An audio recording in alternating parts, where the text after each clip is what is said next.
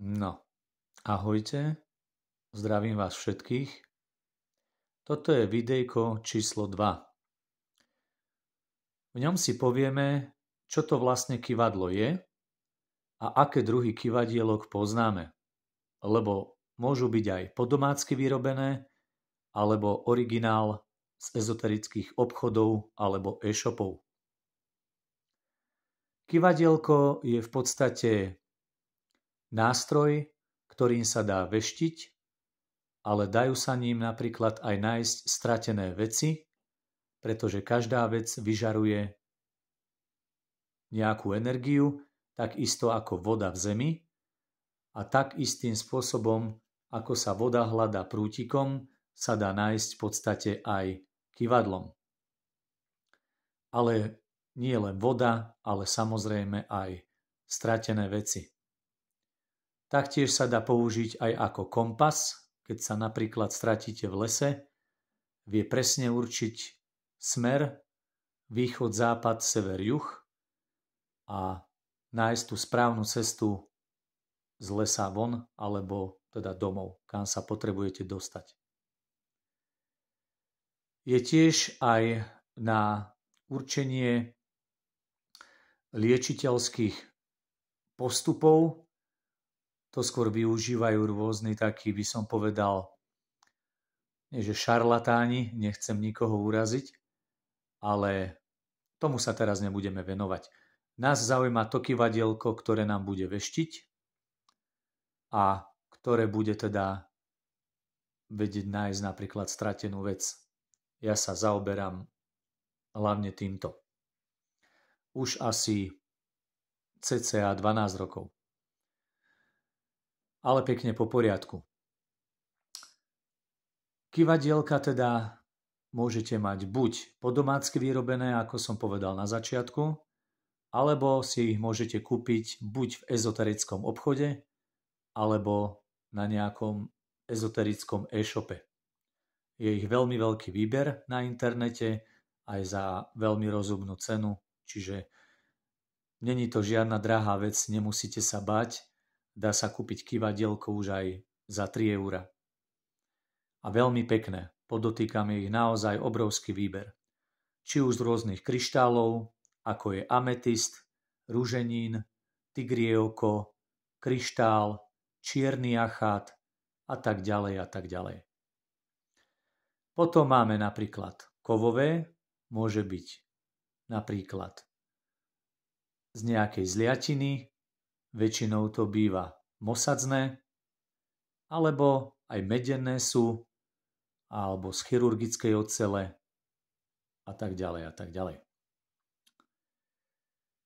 Ja ale najčastejšie používam z osobnej skúsenosti ametist, tigrie oko mám veľmi rád v poslednom čase a mosadzné. Ale tí, ktorí nemáte doma kúpené kyvadielko, originál v obchode, tak si môžete ho spraviť, alebo teda vyrobiť kľudne aj doma. Stačí vám len napríklad prstienok a niť, alebo nejaká šnúrka, na ktorú ten prstienok priviažete a kyvadielko máte v podstate hotové. Najlepší prstienok, ktorý sa mi osvedčil, je zlatý. Ten veľmi rýchlo reaguje a zlaté prstenie aj tak najpresnejšie ukazujú, by som povedal. Ale pokiaľ máte len z chirurgickej ocele alebo strieborný, titánový, to je úplne jedno, funguje to taktiež. Niť by nemala byť príliš dlhá, maximálne tak do tých 30 cm, ale ja preferujem kratšie, tak 20 cm, lebo čím kratšia, tým lepšia, lebo aspoň rýchlejšie reaguje, lebo pokiaľ sa na dlhej niti rozhýbe, tak potom aj tie odpovede kyvadla bývajú trošku dlhšie trvajú, tak odporúčam niť kratšiu, tých 20 cm najideálnejšie.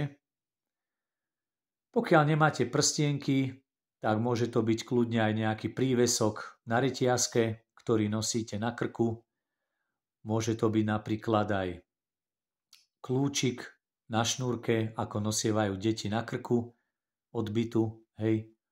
Takže dá sa to kyvadlo vyrobiť z hoci čoho. Nemusí byť len originál kupované. Môžem vám toto aj názorne ukázať, aby ste si to vedeli predstaviť. Tu som si pripravil takýto, áno, taký krásny, s kráľovským motívom lalie. Tiež je tam už niť pripevnená. Potom takýto. Je to v podstate chirurgická oceľ, ale vyzerá ako taký zlatostrieborný, ale je to len chirurgická oceľ, tiež na niti. A do tretice som ešte našiel takýto, taktiež je to chirurgická oceľ s takou peknou reťazkou v strede, tiež už aj s niťou. No a potom máme takéto originál kyvadielka, ja ich mám v takomto peknom púzdierku alebo meščeku. No takto vám to ukážem. Áno, mám ich viacero. A to mám len tuto na chate. Doma mám ešte viac. Takže krásne môžete vidieť, áno, aké rôzne sú, jak som spomínal, áno. Máme tu v podstate všetky. Toto je tigrie oko, toto je, myslím, že čierny achát,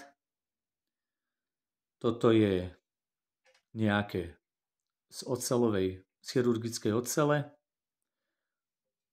tu máme kryštálové a tu máme ametistové. Je také krásne fialové, len nie je to tak pekne vidieť, ale je to ametist. Ja najradšej osobne používam ten ametist a toto tigrie oko. Potom je tu ešte tyrkis. To som ešte ani úprimne sa priznám moc nepoužíval. Hlavne tieto dve. Hej, tigrie oko a ametist. Ale aj toto je veľmi dobre. To tiež veľmi rýchlo ukazuje. Pekne sa s ním pracuje, takže odporúčam aj nejaké mosadzné kyvadielko alebo oceľové z chirurgickej ocele a tak. Takže kyvadielka máme predstavené a v ďalšom videu si ukážeme, ako s nimi správne pracovať, ako s nimi narábať, aby vám presne slúžili, ukazovali, aby ste ich neovplyvňovali vlastnými myšlienkami a aby teda všetko fungovalo ako má. Ale to si už pozrieme a povieme až v ďalšom nasledujúcom videjku číslo 3.